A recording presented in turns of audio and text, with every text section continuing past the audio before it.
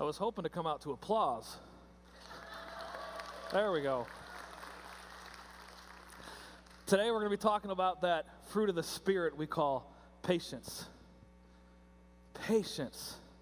Did you wonder what took me so long to get out here? Did you get all jittery waiting? That moment of unprogrammed space, was it difficult for you? You survived it. But were you wondering what's going on? Did you think we'd messed up, like something terrible had gone wrong? Were you worried for my well-being? Or did you think maybe the rapture had come and of course I was taken, but you all were left behind? That pause, that waiting, that lull in the business as usual, that lack of immediate results, it's difficult to be patient. I want to welcome our Bettendorf campus and our QC West campus who are joining us. Glad to have you all with us. As that long pause happened, you all probably thought, oh, the simulcast went wrong again. It's okay. You can ask the Lord for forgiveness for your attitude right now if you want, all right? But if you have complaints, Bettendorf or West, you just send them right to jason.shanks@heritageqc.com or eric.mcdermott@heritageqc.com. All right. People talk a lot about our fast-paced culture, how people don't like to wait. Gone is the berry picking and the butter churner, and instead we have fruit roll-ups and nonstick baking spray. Do you recognize this right here? If you're under 30, this is what we call a can opener, all right? This is what I grew up using to open up cans, and you would hook it onto there, and you'd get it going, and you would twist and twist and twist till it went all the way around. But sometimes, if your can opener was a little too old, it didn't quite get it all the way. So you had to, whenever this, you had to go back and forth, just trying to get that thing off, okay? And then somebody said, we need a better can opener. And so they came up with this thing. It's an electric can opener. I can remember as a kid the first time one of my neighbors had one of these, and I thought, we have got to get that. But the problem is that nobody wants to just leave that out on their counter. So you find a cabinet, and you put it up in there, and then you end up putting things in front of it, and then all of a sudden you need to open up a can, and you're like, where did I put the electric can opener? By the time you get to your cabinet, you move things out, and you get it out, and you get it plugged in, you could have opened it already with this. But the challenge is that then too with this, there's this little magnet on here, and you got to get the lid attached to it, and you got to hook just right, and it would take me 5 minutes to get this thing all set. Then we finally got smart. We came up with these cans. They have these little pop tops on them. All you got to do, you just pop that thing open, pull it back, and you're good to go as long as that pop top doesn't break. And then you're going, all right, where's this? I know I used to have one of these. Where did I put it? And you're looking for it. We seem to be enthralled with saving time. We're not a patient people. My kids complained recently that the microwave was taking too long to make their popcorn. 2 minutes for popcorn is too long. And my wife and I, just a few months back, we needed to get a new computer. And so I called up my brother, because my brother works for the state of Kentucky, and he's some kind of programmer, which in my language, what that means is he's a computer guy. So I call him every time I got a computer problem. He tells me some of the problems he doesn't know, but I don't get it. He's a computer guy. So I called him and I said, here's my budget. Tell me what computer I can get. So he sends me the specs for several different computers, and he doesn't listen very well, so a few of the computers were $400 over my budget, but it sparked my interest. I was like, well, what am I missing? If I don't get that, what am I missing? So I asked him, I said, bro, what's the extra $400 for? And he told me, he says, well, if you're not a gamer, then all it really does is your computer will start about 30 to 60 seconds faster. For $400? I mean, there's 86,400 seconds in a day. So for that $400 over the course of my life, I could have saved myself a day or two, but $400? Some of you are like, what's wrong with that? And computers aren't the only things. We got these things called breakfast mates. Have you seen these? It's a packaged cereal that's all tricked out with its own milk bowl and spoon to save you time. Now, the New York Times did a study on this, and they found that using breakfast mates will save you 1 whole second. You could have slept in. But breakfast mates aren't the only thing. We've got overnight delivery, express checkout lanes, and my personal favorite, we even have a door close button in our elevators. Why do we have a door close button? The elevator doors will close on their own. And right now, every one of you, the type A personality, are like, what? Are you serious? No, that ain't true. Yeah, that's true. You just don't wait long enough to see because you got to push it every time. If that's you, if you're like, am I a type A personality? If you push the door close button, you are type A. The irony is that time-saving devices, rather than increasing our ability to wait and to have more time to enjoy, seem to decrease our ability to enjoy and wait at all. Because of the culture that we live in, it makes it hard to understand this word patience, to understand what it means and what it looks like, and then trying to grasp its meaning as it relates to God. It's hard to understand the patience of God when patience isn't really a part of our world anymore. I actually become impatient with God whenever I have to pray for something twice in a row without seeing any movement from His side. And I can be like a child in the back seat of a car when I get like this and become impatient with God. It's kind of like, I'm like, God, are we there yet? Do your kids do this? Are we there yet? Like recently, we went on a long trip, and my 7-year-old kept asking, are we there yet? Are we there yet? And after we kept telling him no, we're not there yet over and over, he decided to try a different tactic. Because you see, he asked it a little bit different, because what he really wanted to understand was he wanted to understand when would the end of the journey come. And so this time he asked it this way. He said, Dad, when we get there, will I still be 7? And as any great dad would do, I told him, as long as I haven't killed you by then, yes. Now, to be honest, none of that is true. I just made that story up to make a point. And that's okay because I told you. So it's not lying, it's just minor deception with the truth following it, which is totally okay, I think. The point is this. I get it from a kid's perspective. They're basically saying this. They're saying this tiny little window view in the back seat, it's not working for me. They're telling us that it's really hard to be on a journey with no perspective of when the end is coming. And the parent with the whole map just sprawled out in front of them smiles and says, nope, we're not there yet. But you as the adult, you know the journey that you're on from a different perspective than your kids. Because you understand a beginning and an end, and you know the end of the journey, and you know the purpose of the journey, and you know what's going to happen on the journey. The adult is able to see the beginning and the end. The child in the back can't, and sometimes you don't even want to explain it to them because they just can't even understand the journey you're on. This is like us with God. We're like that child in the backseat of the journey, the backseat of the car on a journey, not knowing when the end is coming. Maybe not even being able to understand the reason or the purpose for this journey that we're on. And we're saying, hey, this isn't working for me, God.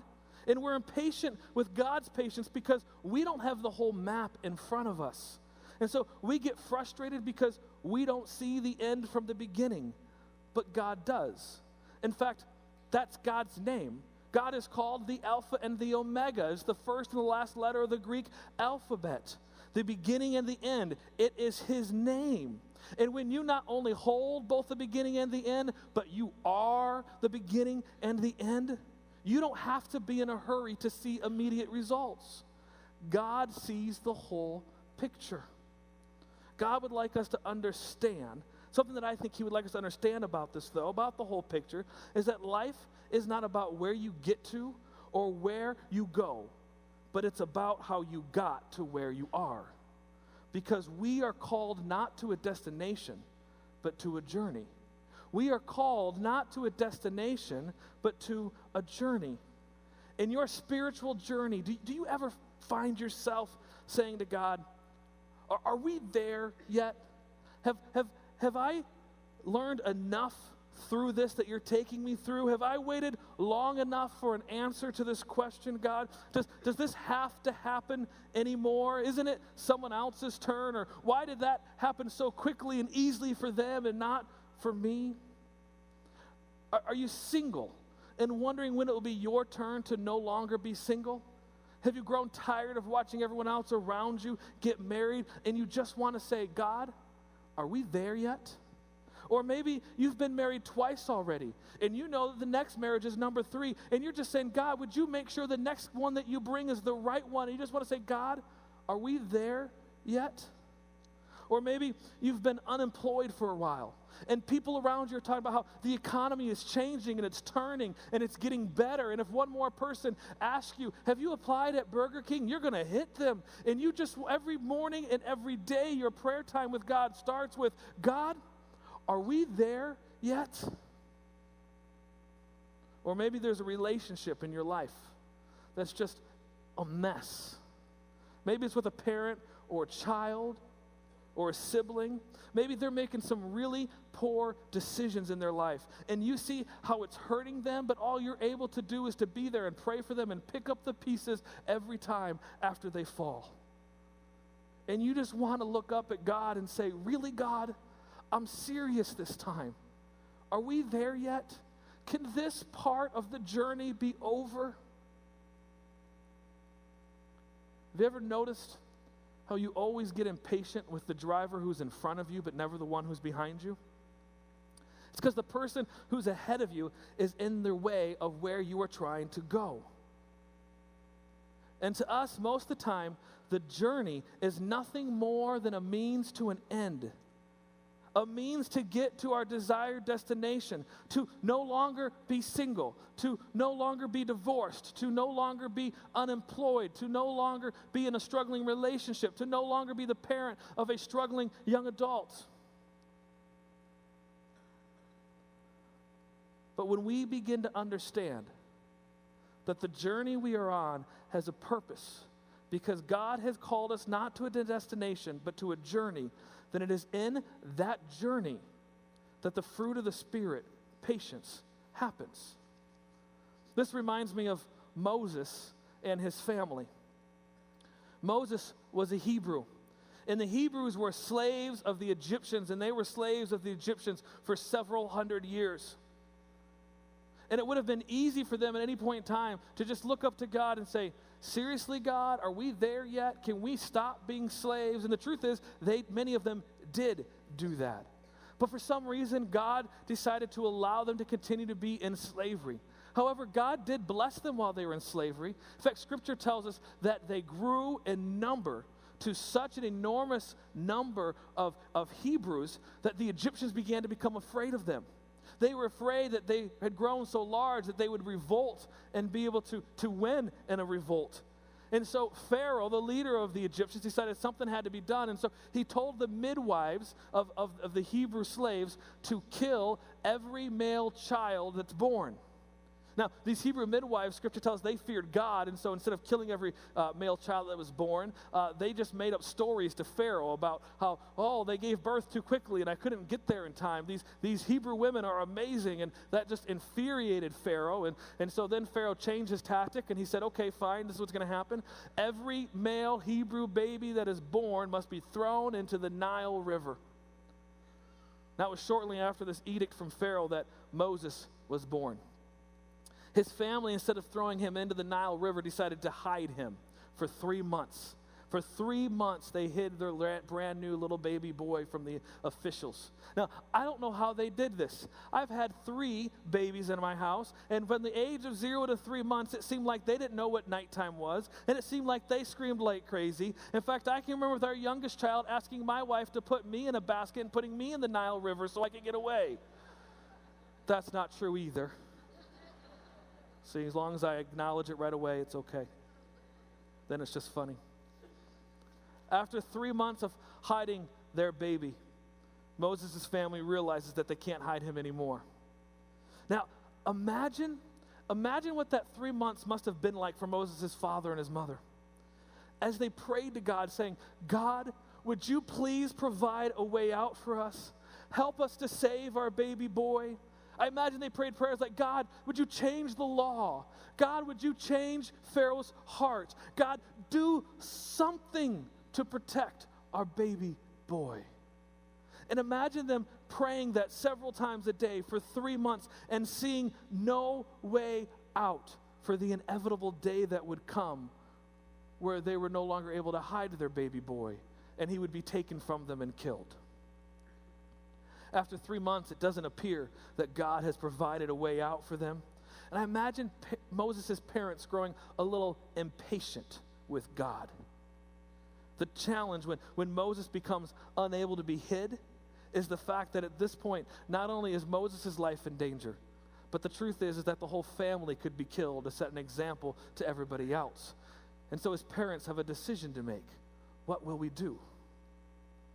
Moses' mom takes him. She puts him in a basket and she puts him in the Nile River along the reeds by the riverbank. Scripture tells us that Moses' sister then stood at a distance to see what would happen next. Can you imagine waiting on God in that moment? Can you imagine being the parents and praying, God, protect our baby. Keep him safe. Help him. And yet while you're praying that, you have to be kind of thinking like, God, what are you doing? Why do we have to be going through this? Why are we slaves? Why do these people want to kill our babies? Why is it illegal for us to have a baby boy? I love him and I want to keep him. And why would you, God, allow this to happen? I imagine Moses' mother saying, God, are we there yet? Have I walked this journey far enough? Would you step in and intervene here? Scripture tells us that next, Pharaoh's daughter happened upon the baby in the basket in the reeds. This happened to be the place where Pharaoh's daughter would typically bathe. Now it's likely that Moses' mom had a pretty good idea that this is where Pharaoh's daughter bathed. And hence, this is probably why she put Moses in the basket in the reeds in the Nile River at the place that she did. You see, as she waited on God, she was still going to work and plan and be ready for when God moved. She didn't sit back and do nothing. She was trying to figure out what she could do to partner with God. And knowing Pharaoh's daughter would be here, she must have thought that this might be our only hope. She was still working while she was waiting on God. I had a conversation one time with a guy who told me he was unemployed. I asked him, I said, oh, well, tell me, where all have you applied at? Thinking maybe I could help him find a job if I knew a place like that and understood what he was looking for. And he said to me, oh, nowhere. I'm waiting for God to bring me the right job. I looked at him and I said, well, I hope you like ramen noodles. He said, why? I said, because I think it's going to be a long time before you get a job, and that's all you'll be able to afford. You see, in our patience with God, there is still action that we can and should take to be prepared for when God does move. Moses' mom had done that here. Now, Pharaoh's daughter recognized that Moses was one of the Hebrew babies. And before anything else could happen, Moses' sister comes running up to her and says, hey, would you like me to go find one of the Hebrew women to nurse that baby for you? And it almost is as if this was planned. It feels kind of like, and my interpretation, my guess is I could imagine Moses' mom planning it. Now, Scripture doesn't say she did. I just could see this happening. I could see her working with Moses' sister saying, okay, so here's what we're going to do. If this happens, you do this. If this happens, you do this. If this happens, you do this. And it feels like they had it all planned, because as soon as Pharaoh's daughter has that baby, there's Moses' sister. Would you like me to find a woman to nurse him? Pharaoh's daughter says, yes, please do that. And so Moses' sister runs and gets her mom and brings her mom to Pharaoh, and Pharaoh's daughter says, here, would you take this baby boy, would you nurse him until he is weaned and then bring him back to me? And if you will do this for me, I will pay you.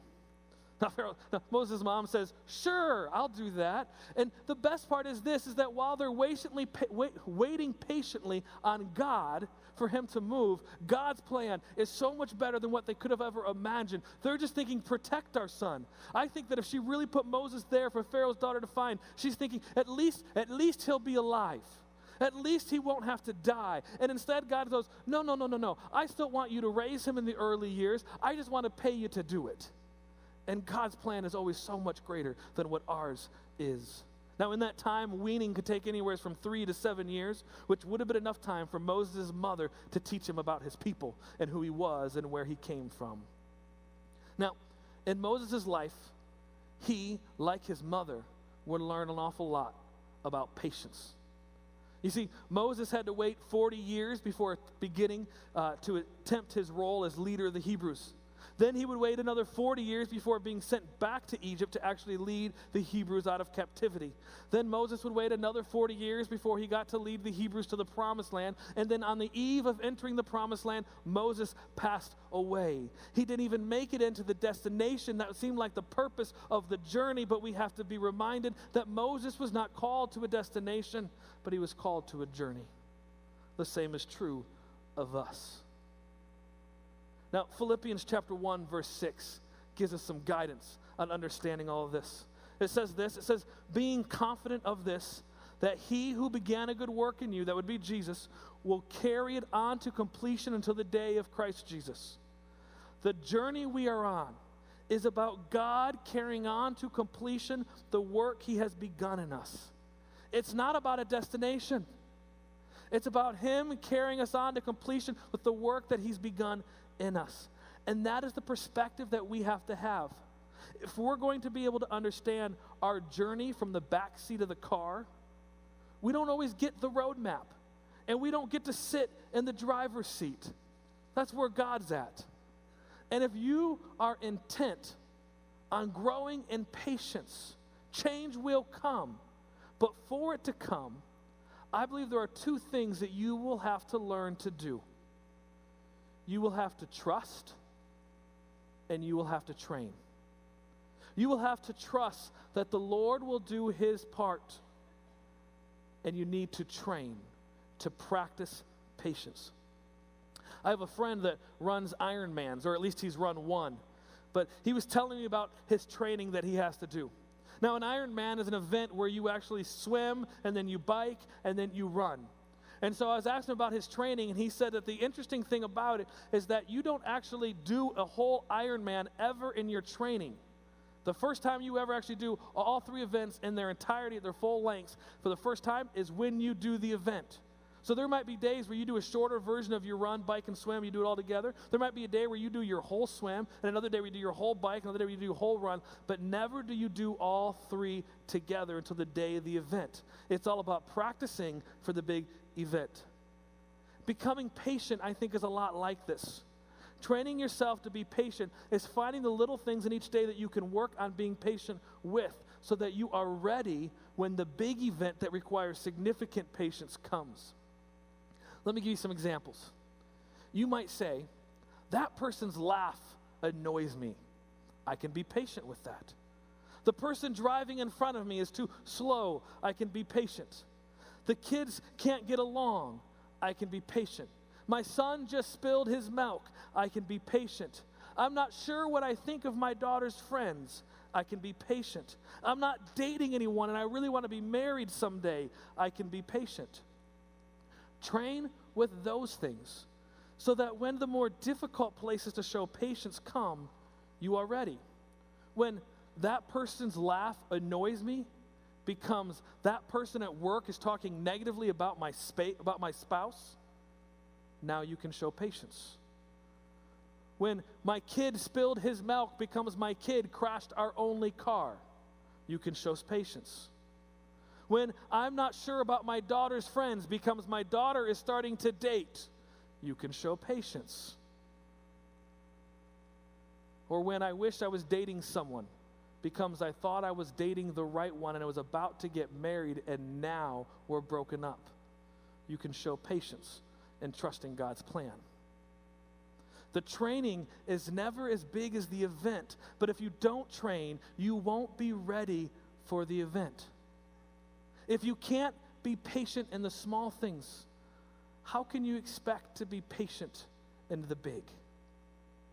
The good news is you aren't on your own.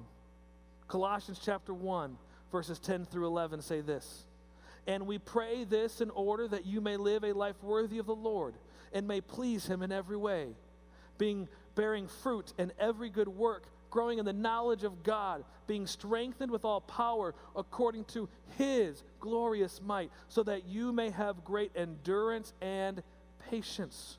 Look at that. How do we do it? How do we become patient? It's not by our might, it is by his glorious might and his power that we can become patient. It's not by my power, it's not by your power, it's by his power. that we can become patient. Sometimes, though, for us to recognize God's power at work in our lives, we have to change our perspective. Have you ever had traffic stop right in front of you while you're on a hurry and you're thinking, I'm really busy, and all you can think about is how this is inconveniencing you, how frustrating this is because your time is so much more important than whatever is going on up ahead of you? Only to find out when you get up there that the thing that stopped traffic was an accident.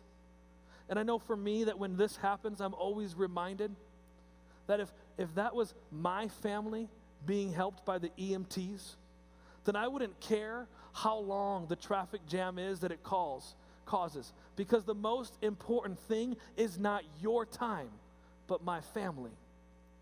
And it's amazing how perspective can change our patience. The next time you are feeling impatient, ask yourself if you are having the right perspective. So what? So what does this all mean? So what do I do about this? So how do I get patience? How does one move from impatience to patience? Let me give you 5 things that I think will help you. Number 1, accept Jesus as your Lord and Savior. He promises to help you make changes in your life. When you accept Christ, the Holy Spirit takes up residency in your heart, and the fruit of the Spirit becomes possible now because the presence of the Spirit is inside of you. And this is one place where God is extremely patient. 2 Peter chapter 3, verse 9 says, "The Lord is not slow in keeping his promise, as some understand slowness. He is patient with you, not wanting anyone to perish, but everyone to come to repentance." God is being patient, waiting for some of us who have not yet committed our lives to Jesus Christ. He loves you so much that he is waiting for you. He's waiting for you to come to an understanding of who he is and that he desires to be your Lord and Savior. He wants to give you love, joy, peace, patience. He wants to give you the fruit of the Spirit, but that can only come as you commit your life to Christ. And he is patient as he waits on you because he loves you. And maybe today, you are ready to make that commitment. If you've never turned your life over to Christ, I invite you to do that today, to do that even right now. Second thing on the list, pray. Prayer is the key. When you pray, you are saying, God, your strength is made perfect in my weakness. Your prayer is you asking the Lord to do something that you cannot. Number 3, unplug. Unplug. Regularly detach yourself from the flow of this world. Don't just seek to find your place in this world, but seek to find your pace in this world too. So often we applaud impatience and we esteem this frantic lifestyle, to be first in line, to have the fastest smartphone, to always be connected to work email. It's move, move, move, and work, work, work. So let me challenge you to unplug from that pace. Schedule a DAWG, a D-A-W-G. Schedule a day alone with God. Get away from this world and get with God and God alone. Try to do this at least once a month. And then make sure that you practice the spiritual discipline of having a Sabbath where you rest with God. If you struggle with patience, learn this. In the hurry of life, take the time to spend time with the one who can actually give you patience. Number 4, plan some margin in your life. Plan some margin in your life. This helps with time management, but it also helps with patience. You can help yourself be patient by not allowing your scheduled activities to outpace what your patience levels can maintain. An author once wrote, "A good life is like a good book with plenty of margin." Make sure that you have margin in your life to be able to be patient. Number 5, establish some lines of accountability. If you struggle with patience, share that struggle with someone and invite them to share with you if they ever see you being impatient. This can be with your kids, or being impatient with relationships or life situations, or being impatient with your health, or impatient with your marriage. Seek some help in being accountable for the fruit of the Spirit to happen in your life. Let me close by leaving with Isaiah chapter 40, verse 31. But they that wait upon the Lord shall renew their strength. They shall mount up with wings as eagles. They shall run and not be weary. They shall walk and not faint. Wait upon the Lord. Trust his timing. You see, much of life is lived in the waiting. Much of life is lived in the journey, not the destination. Can you say, while I am waiting, I will serve you, God? While I am waiting, I will worship you, Lord. While I am waiting, I will not faint. While I am waiting, I will run this race. As we close at each of our campuses, we're going to be singing the song, While I Am Waiting by John Waller. As we sing that song, if there's something in your life that you need God's help with having patience on, at each of our campuses, we're going to open up the altar at the front of the campus. And if you just feel the need to come forward and to pray and to seek God's help to do what you can't do on your own, I want to challenge you that as we sing While I'm Waiting, that you would come forward, place your patience at God's feet, and say, God, I need your help to get started with this. So I'm going to pray, and we're going to sing that song. As we sing that song, the altar is open. Let's pray. Heavenly Father, I come to you right now, Lord, and I thank you that you tell us that where we are weak, you are strong. In fact, you ask us sometimes to live right in that weakness that your strength may be seen. And so, Father, for many of us as we sit here today, we realize how impatient not only our culture is, but the truth is just how impatient we are. And so, God, we ask that you would help us with that patience. God, give us a spirit to be able to do that which sometimes we don't want to do, to rest in silence, to spend time with you, to seek out a dog with you, to be focused on our life spent with you and not all that's around us, not all the busyness, not all the distractions, not all the things that take us away from who you are and who you want us to be. Lord, let us be reminded that it is the journey we live in that you've called us to, and how we live on that journey is so much more important than any destination. Father, we take our destinations and we place them in your hands. We give those to you. And we say, God, help us to live our life on the journey in a way that brings honor and glory to your name. In Jesus' name we pray. Amen. Let's stand and worship. The altar is open.